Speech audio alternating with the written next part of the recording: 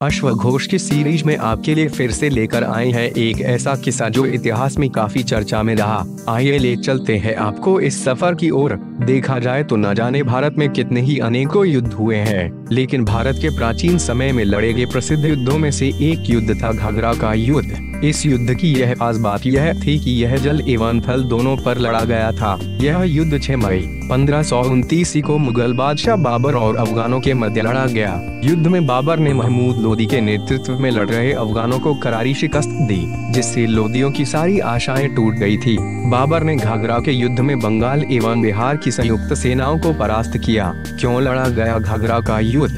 दरअसल बाबर की कई विजयों के बाद भी अफगानों के उपद्रवों का अंत नहीं हुआ था। इब्राहिम लोदी के भाई महमूद लोदी ने बिहार को जीत लिया था और पूर्वी प्रदेशों के एक बड़े भाग ने उसका साथ दिया था। बाबर ने इस विद्रोही के विरुद्ध एक सेना के साथ अपने पुत्र अस्करी को भेजा और पीछे स्वयं भी गया। जब अफगानों ने की बाबर की अधीनता स्वीकार, इस सूचना को सुनकर कि बाबर आ रहा है, शत्रु तितर बितर हो गए। जब बाबर इलाहाबाद, चुनार और बनारस होते हुए बक्सर जा रहा था, तब बहुत से अफगान सरदारों ने उसकी अधीनता स्वीकार की।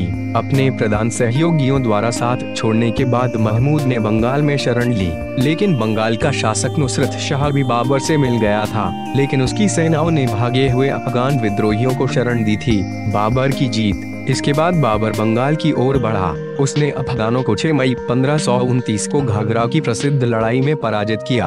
बाबर की विजय ने लोदियों की बची खुशी आशा को भी खत्म कर दिया और कई प्रधान अफगान सरदारों ने बाबर की अधीनता स्वीकार कर ली। जल एवं थल दोनों पर लड़ा गया यह युद्ध जल एवं थल दोनों पर लड़ा गया था। घाघरा युद्ध के बाद बाबर ने बंगाल के शासक नुसरत शाह से संधि कर उसके साम्राज्य की संप्रभुता को स्वीकार किया। नुसरत शाह ने बाबर को आश्वासन दिया कि वह बाबर के शत्रुओं को अपने साम्राज्य में शरण नहीं देगा। घाघरा युद्ध के परिणाम स्वरूप बाबर का साम्राज्य अक्सर से घाघरा एवं हिमालय से ग्वालियर तक पहुंच गया। इस युद्ध के लगभग 1.5 वर्ष बाद ही बीमारी के कारण 26 दिसंबर 1530 को बाबर की मृत्यु हो गई।